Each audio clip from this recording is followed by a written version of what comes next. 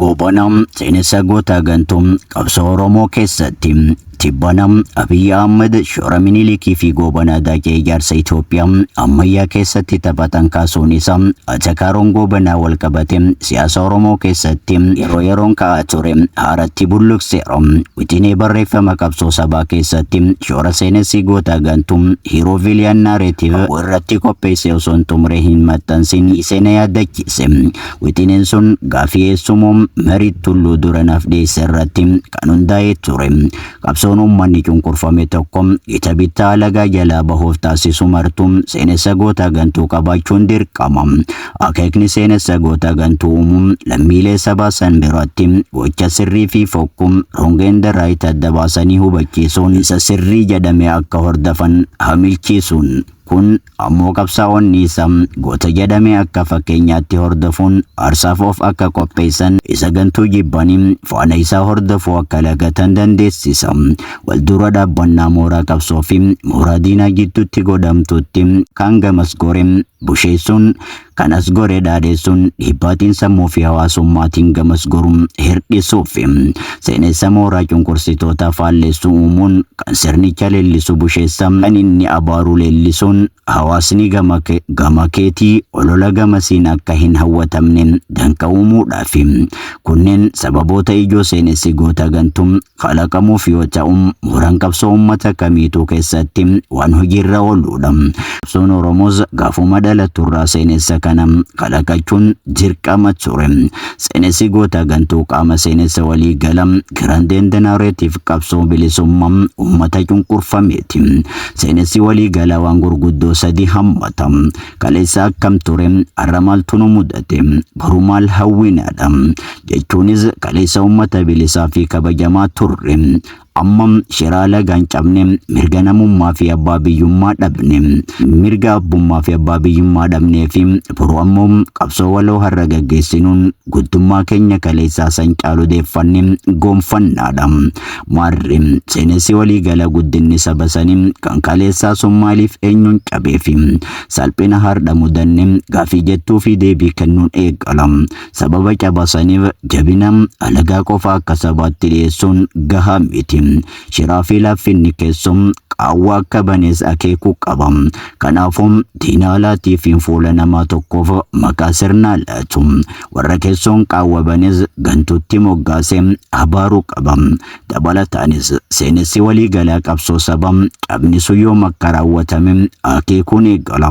Haaluma kanaan wixineessitoonni Fireemaris qabsoo Oromoo dangaan bara guddina kaleessaa fi caba har'aa saba Oromoo weerara Minilik akka ta'etti kaayan.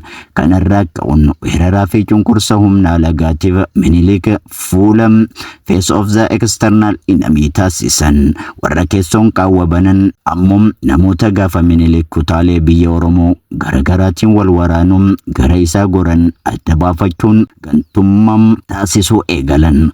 Wanti hubatamuu qabu namoonni booda seenessa gantummaatiif maqaa isaanii sadarkaa qabsoo sabaatti kaafame balballoofame qabsoon Oromoo bifa waltaayaan eegaluu durattum qoosaa fi qe'ee isaanii keessatti abaaramaa kan turanidha. Gosti eessumti lafa Minilik wal lolte miseensi ishii gantuu hin ta'in hin jiru. Sadarkaa qabsoo sabaatti namoota maqaan tuqamu keessa Qadiidaa Wandabee, Tukee Maammee, Alii Galmoofaan eeruu dandeenya. Gabaabumatti Gobanaa Daakee warra gara Minilik goree warra ofiitiin lole keessaa tokko malee qofaa isaatii miti jechuumaa fi namoota lola Minilik waliin godhame keessatti gosa ofii dhiisanii garas goran keessaa Gobanni maaliif adda durummaan tuqama? Sababa lamaatu jira. Kan dura gantoota bara sana keessatti Minilikiif tumsa olaanaa humna Oromoo cabsuu keessatti ammoo balaa hundarra guddaa kan taasisedha. Dabalataanis mootummaan san keessatti aangoo fi beekamtii olaanaa kan argate waan ta'eef. Sababni lammataa ammoo seenessi goota gantuu bifa salphaatti lammiileef galuun dhiyaachuu waan qabuuf gantoota hedduu tarreessuurra tokko guddicha keessaa fuudhanii akka bakka bu'aatti dhiyeessuun mijataa waan ta'eefidha. Kanaafuu bu'uureessitoonni seenessa goota gantuu qabsoo Oromoo namoota Minilik faana hiriiran keessaa Gobanaan filachuun isaanii waan nama raaju miti. adaduma goobana daaqii bakka bu'aa seenessa goota gantuu ta'ee dhiyeeffamuun goobana jechuun maqaa nama tokko ta'uun hafe hiikam gochaa fi amala gantummaa ta'e abalum ni goobane akkas jechuun goobantummaadha yoo jedhamu dhaga'uu hin ooltan natti fakkaata. Gabaabumatti tura keessa goobanni maqaa nama tokko ta'uun hafe seenessa of danda'e ta'e. Asakaaroon seenessa goobana qabsoo sabaa keessatti seenessi goota gantuu akkuma qabsaa'ota hamilchiisuu fi gantummaa hirdhisuun tokkummaa cimsuun fayyadu of eeggannoon godhamuu baannaan miidhaas ni qabaata. Qabsaa'onni yaadaan wal dhabuu mannaa gantummaan wal farraguun wantoonni murnoonnis hojiin wal dargoomuu irra maqaa wal balleessuun waan jiruuf taappellaa gantuu jedhu waan walitti maxxansu. Kun ammoo hiikaa fi gatii guddaa seenessi goota gantuun qabaachaa ture rakkiseessaa deemuun bu'uura hamilee fi tokkummaa qabsaa'otaa mannaa sababa qoqqoodaminsa ta'a. Haaluma kanaan qabsoo Oromoo keessatti goobanummaan tura keessa akeeka jalqabaatiin addaatii fi hojiirra oolaa deemuun madda Atakaaroo ta'ee qabsoo mi'ite ta'a. Atakaaroon seenessa goobanaa mooraa qabsoo teenya sababa garaagaraa qaba. Kanneen keessaa kan duraan seenessa goobantummaa kan amma barbaachisuun caalatti itti fayyadamuudha. Bara qabsoo barattoota yuunivarsiitii fi barii dhalachuu ABO'tti nama murna ilaalchummaa addaa ta'e xinnaa qabu goobantummaatti farraguutu ture. Fakkeenyaaf warra mishinii fi ichaata jidduun garaagarummaa ilaalcha muraasaa ta'us Hayilee Fidaatiin goobana diimaa reed goobana jedhanii farragan.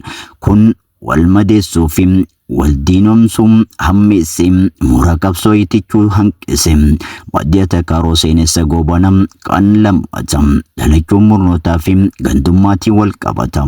Mufii fi ololli murnummaa akkuma hammaataa deemuun goobantummaa dhalattoota Oromiyaa jiddu galeessaatti maxxansuun eegale. Haaluma wal fakkaatuun ilmaan mishiinarii kan dhalattoota lixa Oromiyaatiif kennamaa ture. Kun ammoo hiikaa fi akeeka seenessa goota gantuu goobanaa tan jalqabaa nuuf fayyadde san karaa dabsuun Atakaaroo hanga ammaa deemuuf karaa saaqe. Sababni sadaffaa seenessi goobanaa Atakaaroo uumeef ammoo qabsoon Oromoo boqonnaa horaatti tarkaanfachuu isheeti.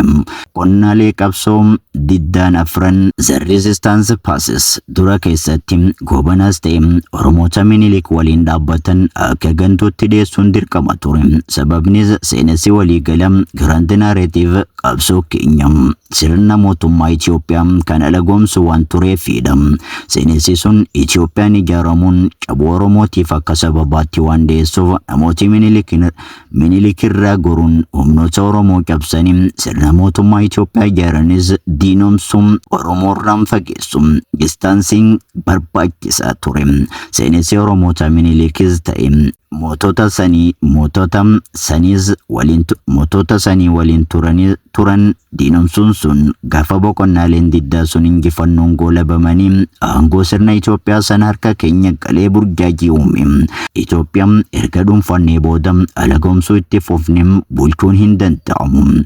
Kanaafuu gaafa gita bittaa alagaan buqqaasuun ce'umsa siyaasaa eegalluun seenessa diddam distaansi naareetiif irraa gara seenessa bulchiinsa governing naareetiif gochuun feesisa ture.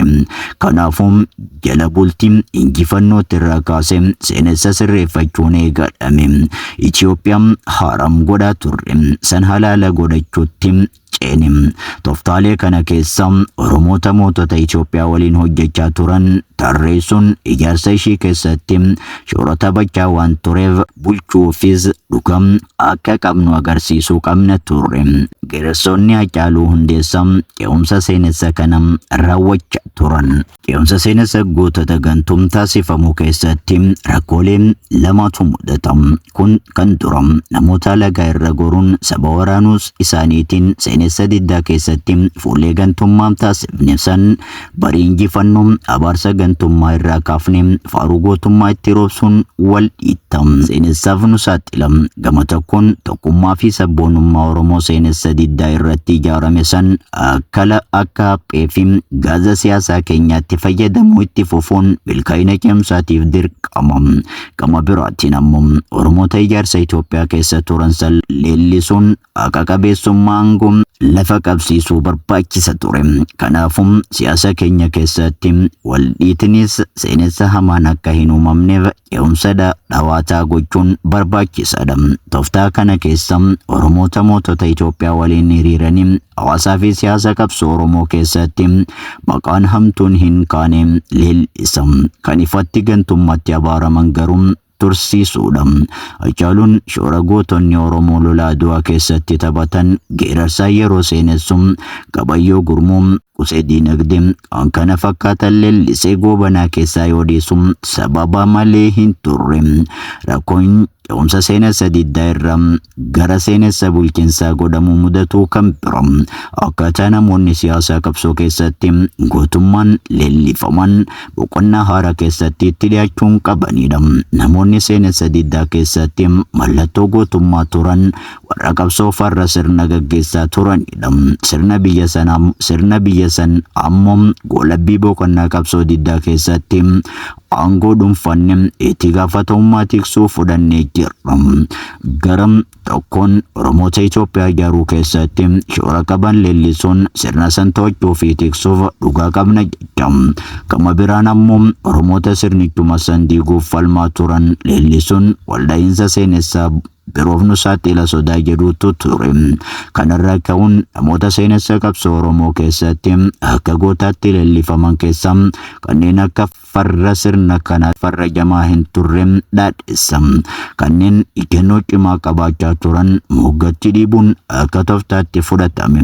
Sababni bilisiginnaan Hayilee Fidaa faarsitee Baaroo Lash gootuuf Taaddasaa Birruuf siidaa dhaabdee Maammoo Mazammir irraanfachuu filattuufis kanuma. Seenessa mootummaa Itoophiyaa qabsoo Oromoo irratti dhiyeessaa turre keessatti Taaddasaa Birruu fi Hayilee Fidaa akka Maammoo Mazammirii fi Baaroo irraa ijannoo Lash jedhuun qabutti kaayamaa waan tureefidha.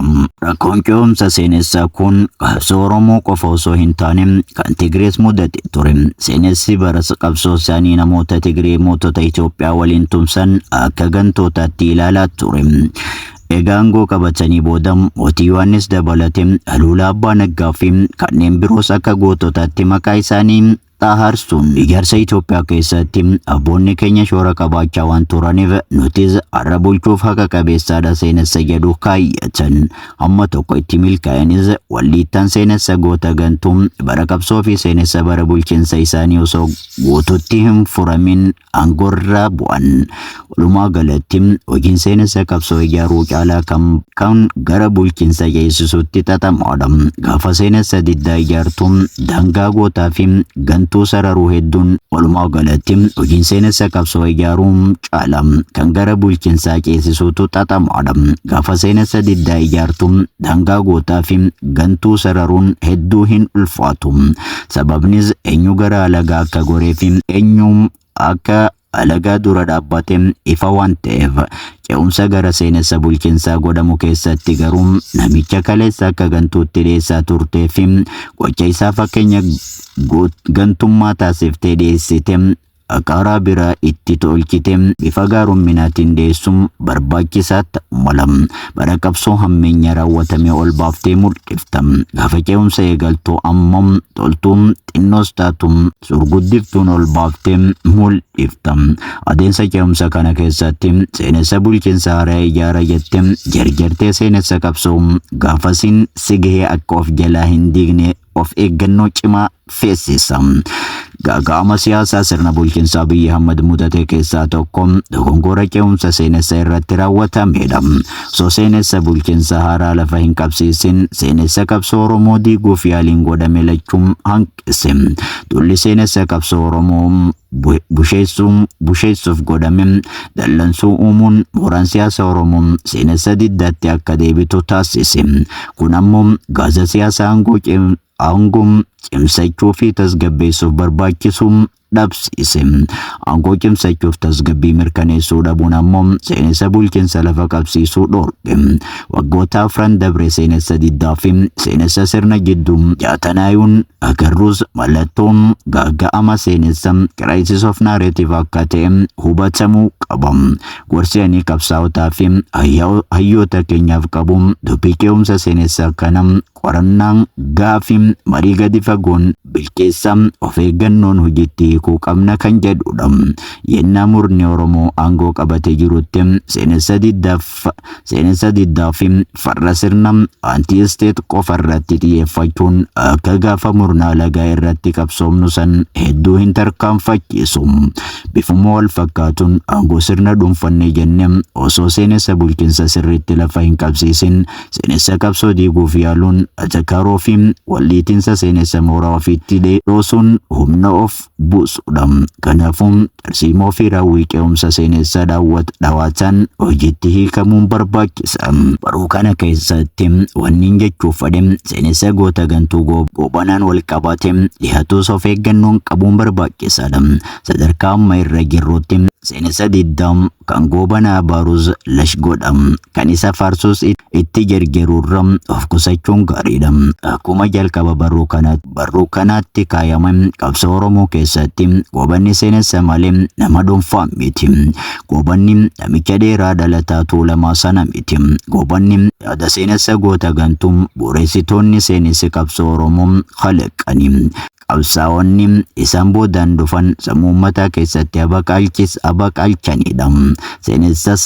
Seenessa san keessatti bara Minilik irraa kaasee amma Mallasaatti dhalattoonni Oromoo mootummoota Itoophiyaa cinaan hiriiranii cunqursaa saba isaanii keessatti hirmaatan cufti goobantoota. Namoota seenessi qabsoo Oromoo goobanomse kanam seenessa bulchiinsaaf fayyada jennee leellisuu yoo feene haalaa fi bifa diigumsaa hin uumamneen ta'uu mirkaneeffachuu qabna. Ammaaf kanuma jedham. Guyyoota itti aanan barruulee biroo isiniif maxxansa. Lafa nagayaa bulam.